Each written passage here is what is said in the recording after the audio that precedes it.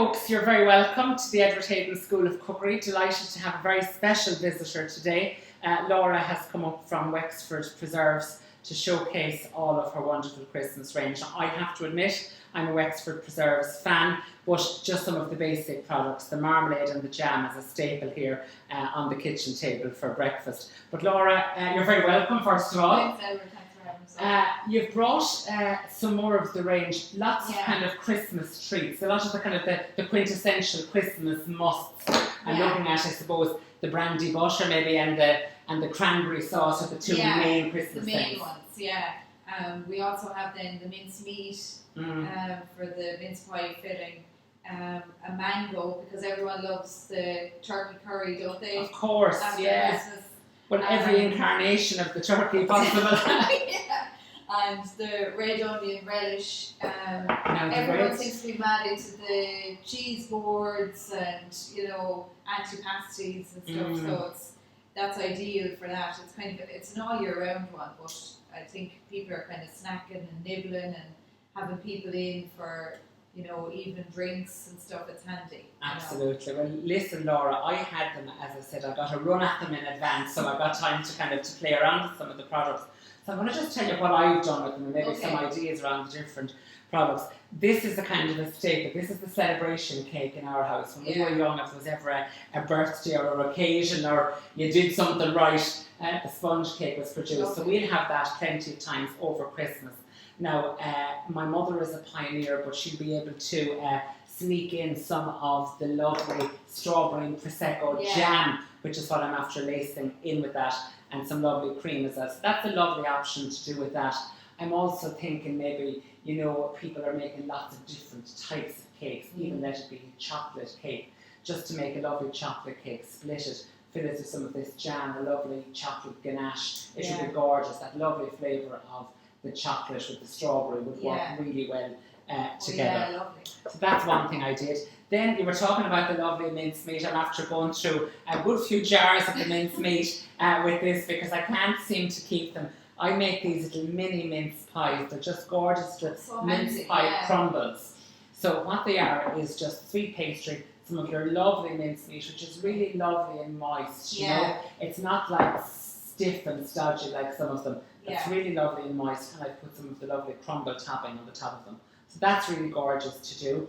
I've made the Christmas pudding and steamed the Christmas pudding. Haven't dug into that yet, but that'll be getting a big slap of brandy butter on the day. Talk to me about your ham glaze. What's in it? Because I've boiled a lovely ham here. I've boiled it with oranges and some fennel. So just all I put into the pot is an orange cut into wedges and some fennel and my ham.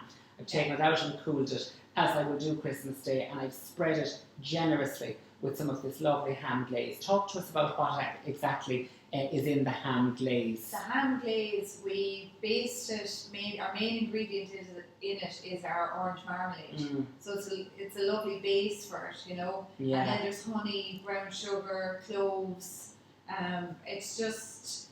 It's real, the smell of it even when you put it in the oven. Beautiful. I heat it slightly before I put it on the ham and put it into the oven, then finish it off for 20 minutes.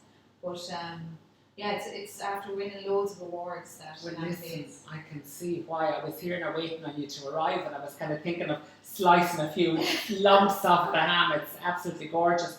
But again, with things like that, I always say to people with Christmas products, or what we understand to be Christmas products, it's that they demonstrate a bit of versatility. So I will use the rest of that jar of ham glaze. I will be spreading that now on my pork in January and February. And also what I do is, possibly one of the most boring options is I'll get my pork chops. I'll fry up the pork chops on the pan, and just when they're almost cooked, I put in a spoon of that lovely ham glaze and I'll toss them off in it. So again, it just means that you're getting a bit of versatility out of the product as well, which is hugely important. But that's lovely. And what I love about it is it's really nice and chunky. So we've got that texture and interest of the ham. The marmalade bits still in it, and oranges, I suppose, don't they, around Christmas play a big role in ingredients and Christmas food. So it was ideal to have the main base as marmalade in it. And speaking of your marmalade, I was down recently and I saw the marmalade being produced, and whilst I walked in expecting to see these big stainless steel heated vats kind of pumping out marmalade, it wasn't the case. It was still the really, really good standard of marmalade production in a pot. And we have this lovely marmalade. I've baked some of these lovely wholemeal scones to go with it, so I'll be leathering that on. Oh yeah, lovely. Yeah, we get in all the fruit from different farms, Sicily and Seville. We, wash it, take all the pips out by hand. It's all shredded, soaked over, so it's a 2-day process really. Okay. But the big thing is getting in the fresh fruit, We're very lucky to work with these 2 family farms, and we know the families really well now. We've gone all out kind of to visit and see what their setup is as well. So it's lovely. And of course you do a 3-fruit marmalade as well. Yeah. Oranges, grapefruit and lemons in it. So that's our best seller. Yeah, that flies off the shelf. It's gorgeous. Last week I used some of the marmalade to make this lovely sticky marmalade and ginger cake. Oh, lovely, It was absolutely gorgeous. There was boiled marmalade in it, and then when I came out of the oven I just brushed with the marmalade and just some very coarse brown sugar. Oh yeah. We're allowed to indulge at Christmas, aren't we? Yeah. It starts early. It starts very early. The red onion marmalade, of course, is the toast of the party. This Irish red onion relish. Yeah. What I've done is I've made little red onion and goat's cheese tart. Lovely. So I've made some puff pastry. But I mean, think about all of the uses that you could have for this. I mean, I would just obviously smother it in a lovely antipasta platter, put it on some lovely crostinis. I've just got some gorgeous crostinis here, and even if you were to just take a little teaspoon of that with a little bit of your preferred cheese of choice, and just look at the colour of that. I mean, you've got the most gorgeous little relish. Think about doing that with maybe like your ham hock terrine. Think of doing it with chicken liver pate. It would be gorgeous as part of that bigger platter. But you know what I love to do with this, my secret ingredient with this, when I'm making a lovely homemade gravy, whether it's for like pork chops or steak or sausages or whatever I'm having, even some chicken breast, I make up the lovely nice rich gravy, and then I throw a couple of spoons of this into it, so you've got that lovely flavour. This is kind of the toast of the party now for me, I have to say. But I've made the little red onion and goat cheese tartlets. You were talking about, Laura, having people around for nibbles and drinks. What I've done here is I've just got a little selection of bruschettas, little cannabis. So this one I've got some pulled pork with some of your lovely apple chutney. Yeah. And then I've got the mango chutney. You were talking about it in the curry. I've used it in the curry. I've got some mango chutney and roasted vegetables there. It's lovely.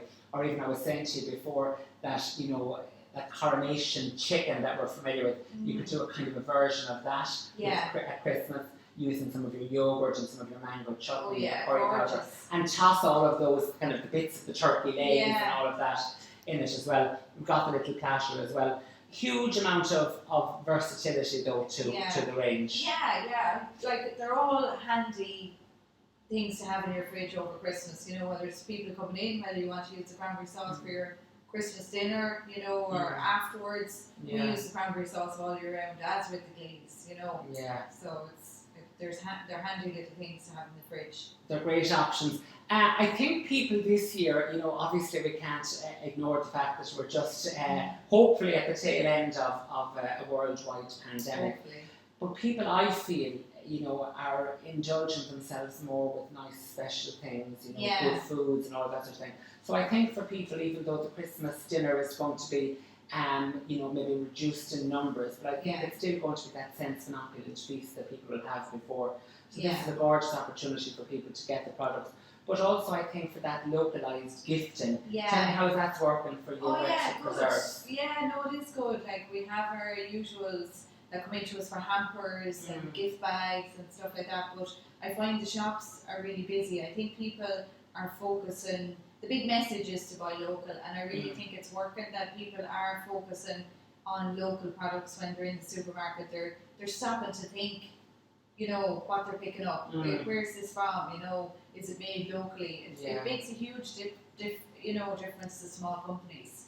And of course, your small company is a fabulous mom and pop store, so it's really that family run enterprise, and you know, you can see that running right throughout the kind of the ethos of all of the staff and how it all works as, you know, a perfectly attuned vehicle for the production of some wonderful products. Yeah, well, we try. So, no, we have a great team behind us, and in fairness now, we've all, through the pandemic, they've really shown their true colours. They're great, you know, like it wasn't easy, you know, to adjust to everything. We had to put everything in place, and everyone was afraid, you know, but no, we got through it now, and hopefully we're coming out the other end. But everybody did fabulously well, you know, kind of supporting each other in work and that, so it was great, yeah.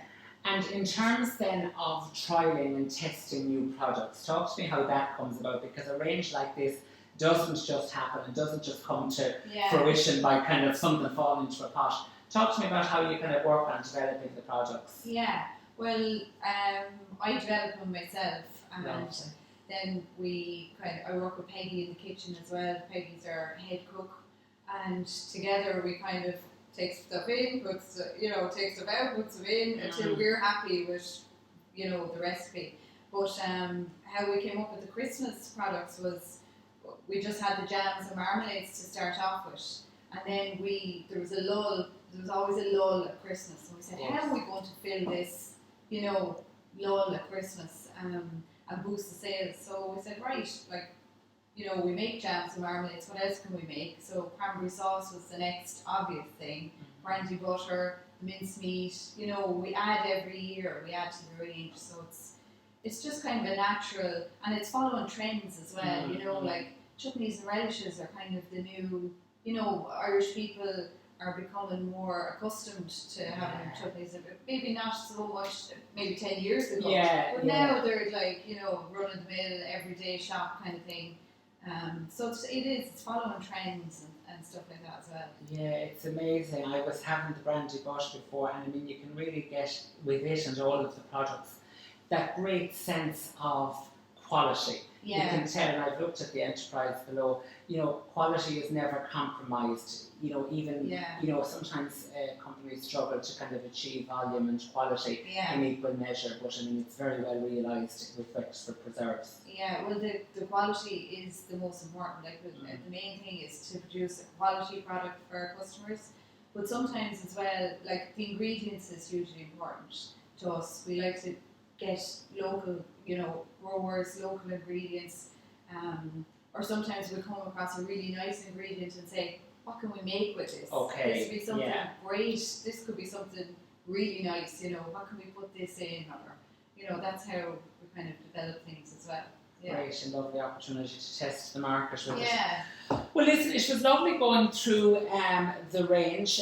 Another thing that I'm definitely going to be using over the Christmas is some of the beetroot, and actually I made it with, I made the onion tartlets with a little bit of beetroot recently as well in it, so the combination of the two together.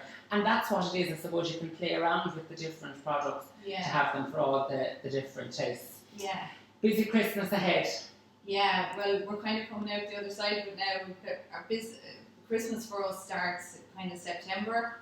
In terms of production? In terms of production and orders, so we start talking production around June, you know, getting our orders together and ordering our cranberries and all different things.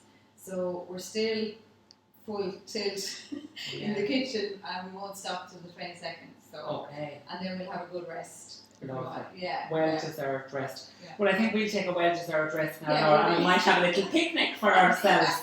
But thanks very much, folks. Thanks to Laura for showcasing the products here, and our invitation to you is to go out and stock up on your Wexford Preserves for your home and that of all your family and friends this Christmas.